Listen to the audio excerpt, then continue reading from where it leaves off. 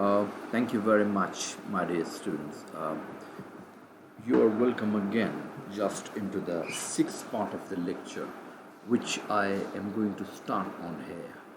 Um, is I is I'm talking about the different teaching approaches which are cited in education.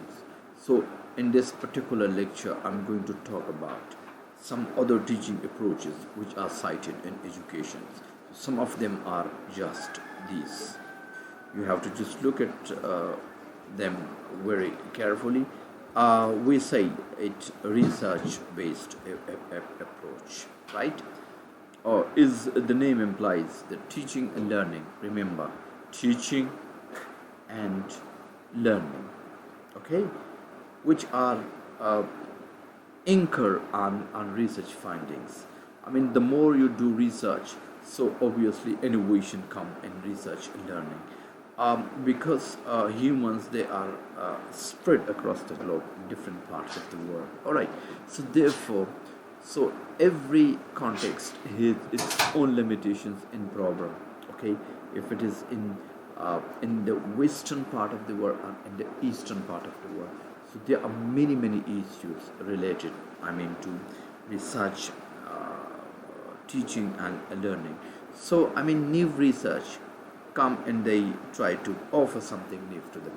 So research based approach, obviously it is very essential for teaching and for learning. Okay.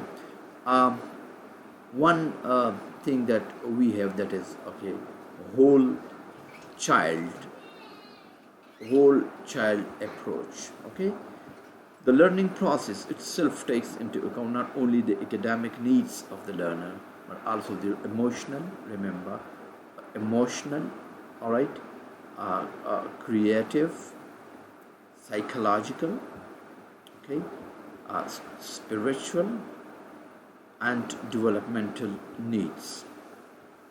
I mean, getting information regarding any subject is not enough, but rather, I mean, this very approach means that learning it should take place not only in academia or academics, but it should also equip uh, the children and the student with emotional strength, creative strength, psychological strength, spiritual strengths, and developmental needs. But unfortunately, if you look at our education system, we do not give much attention to these aspects, which is extremely essential for personality. I think, let me share you something regarding the suicidal attempts and the suicidal trends actually in our students and those people. They, let's say, if a student fails or gets less marks or grades, you see, in any subject, so it might dishearten him, and sadden him. So while keeping in view his condition, his socio economic conditions, of his domestic condition, he may do anything which may create some trouble, right? So therefore, I think the student they need to be, to be made stronger, right?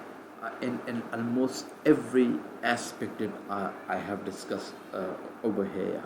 Like we say that, like along with academic information, academic teaching, we need to ensure that how to become a very good individual after getting that degree or education. So we can say that we not only with academics, we have to place and put something more extra in order to make our students emotionally strong, creative, and psychologically superb, and even spiritually sensitive.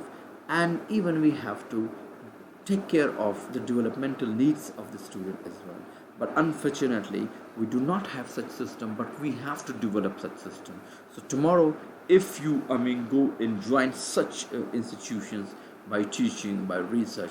So you must take care of this thing yourself. By this way, you will create such a type of student who will face the real world. Okay. um, I and metacognitive, another approach that we are going to talk about, that is metacognitive approach. Meta means, you must have heard that the stem actually, in during your poetry, and specifically when you talk about John Donne. He is a very famous poet. All right. So if you have heard about him, so obviously this term meta you must have heard is as well.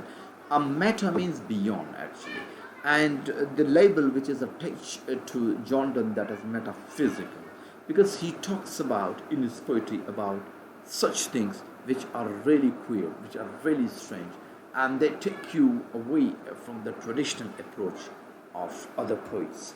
But he takes you there in such a beautiful way.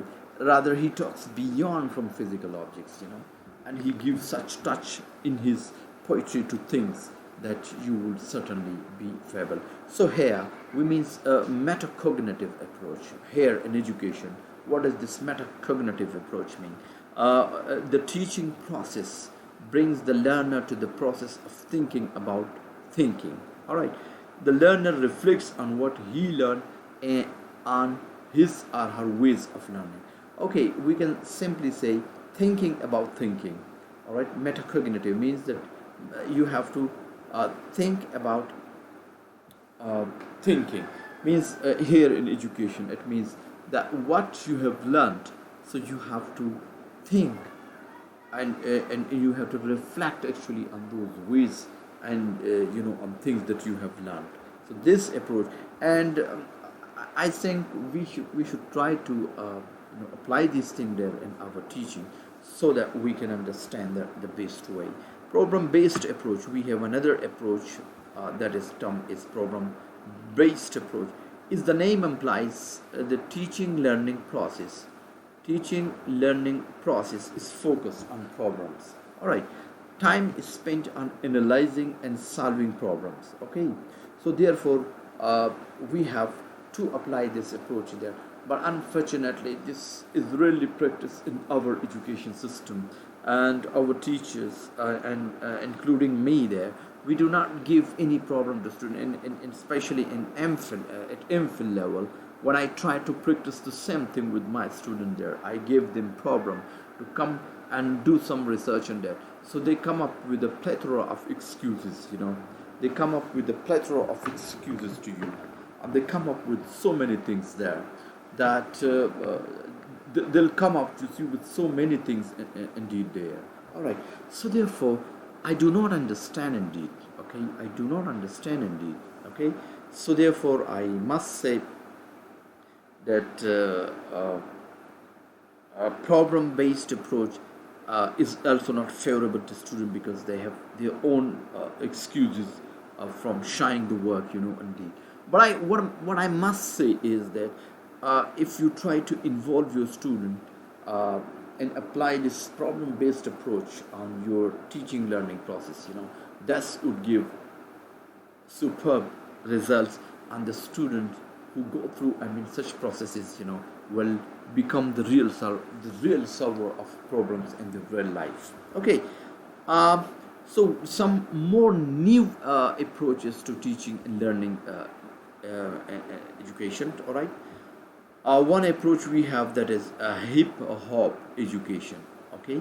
Hip hop education. All right. Subject test is a lyric of music. Okay.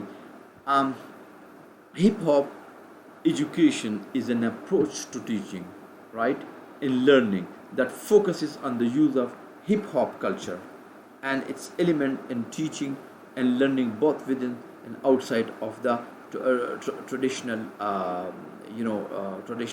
schools. All right. So okay, let me actually, is I just said that hip hop culture or hip hop, you see here, is a culture and art movement, in fact, which was created by the Africans Americans, Latin, Africans Americans in US. They are also called Latino Americans and the Caribbeans Americans, okay, and the Bronx, New York City. So the origin of the name is often disputed. It is also argued as to whether hip hop started in South or West Bronx. This is just a little bit etymology of the term. Um, and there are five elements of hip hop. You know, MCing, okay, MCing, DJing, breaking, graph, and beatboxing. You can still go for the retail indeed, but I'm just for the hip hop culture indeed. And this MC means this is actually might be the abbreviation for MAMC, Master of Ceremonies. And DJing you can use it for a jockey of a disc or a music player which plays some music. So these are all highly music related terms, and which are played just you see, and that hip hop culture where I mean some rhythmic music just breaks in there. And mostly the values of hip hop culture, while many people struggle to look past the profanity, all right, prof, materialism in high risk messages often celebrated within mainstream rap music. You see here, rap music, hip hop culture. Its core is built on the values of social and mostly such symphony and such compositions of music, and along with some wordings you see are based mostly on the values of social justice, peace, respect, self-worth, community, and having fun. So all these things. So this is I just I'm going to talk to you about this. So basically. Use of hip hop culture in its elements in teaching and learning, both within and outside of traditional school. These are, if you look in our context, so mostly the hip hop culture is not possible because many people take exceptions to these. They come and they would certainly be raising, objections. So, however, but outside of traditional school, they can be there like schools who are very who claim to be extra modernist, or who claim for some liberty and freedom, so where they can do. Involves the use of hip hop music, art, and culture to create philosophies for teaching. And its simplest form, hip hop, you must look at here, involve the use of rap lyrics is text to be used in the classroom. All right. In a more complex form, it involves raps created by students is classroom assignment that are used to measure knowledge. So the element of music is very much there, and this approach has been used to increase student attendance, motivation, and content knowledge.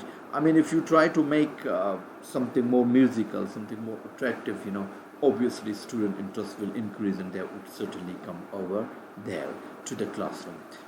Process-oriented guided inquiry. This is another approach. Listen, POGIL is its acronym. Process-oriented guided inquiry lessons. Right. Process-oriented guided inquiry lesson is both a constructivist and social component. Okay. Which involves you as well as your social things there, okay? And in other words, it focuses on using the real life experiences of the learner to create knowledge and consider how students relate to the environment where they are taught. Means that your knowledge, your understanding, your information, and your practical experience environment, they both are interrelated, and thus make you to share that and personal note. When engaging in POGILs, the teacher assigns text to student and then poses a set of questions. Remember, this is actually that they can only answer by exploring the text that was given. So means they here the text is given, and then they are supposed to explore. In a Poggle classroom, students develop conclusions about the text. They are interrogating that will increase their knowledge. If students answer questions, teachers guide the inquiry by asking supplemental questions that will eventually move the students toward thinking deeply. All right, and drawing more complex conclusions. I mean, from the text there. So it means that the students in a class, they are made practically engaged and they are asked to come up and do something more. So this approach has resulted in, remember, you have to just look at this. This approach has resulted, increased interest in the subject being taught and increased mastery of content. So once you practically engage your students in certain tasks, means that you are doing superb. You are making them interest, you see, and the things they really want to do, like as if they are doing that in their real life. So such approaches in teaching, this can do. And I'm telling you this, my dear students, that if you try to apply these things in your own classes after doing your BS, or if you join any sort of research institute after that, so you have to just think about all these approaches which I'm going to share with you people there. And project based learning, PBL, see there, project based learning is an approach to teaching that focuses primarily on having students engage on exploration, obviously, of real world problems and challenges. You give project to them and ask them just to find solution, and these exploration develop the content of knowledge and also develop solutions to problem, which is very very important in today's world. And most of the education in westerns, they do these things you see there. Okay, I'm going to stop here for a while, because if I record much, so obviously it may not be recorded, so therefore I'm going to stop it for a while after finishing this. Okay, and it also provides teachers and students with opportunities to be creative. Remember, in the process the teacher looks for ways to connect the subject to the project. In turn, students look to the teacher for content knowledge so they can complete their project. All right, so they can complete their project. So my dear student, I hope that you a little bit idea you got from this session's lecture. I hope that you understand. Anyhow, if any question comes in your mind and you fail to understand what I said in the lecture, you can come and you are welcome for your comments. All right, so we'll continue, my dear.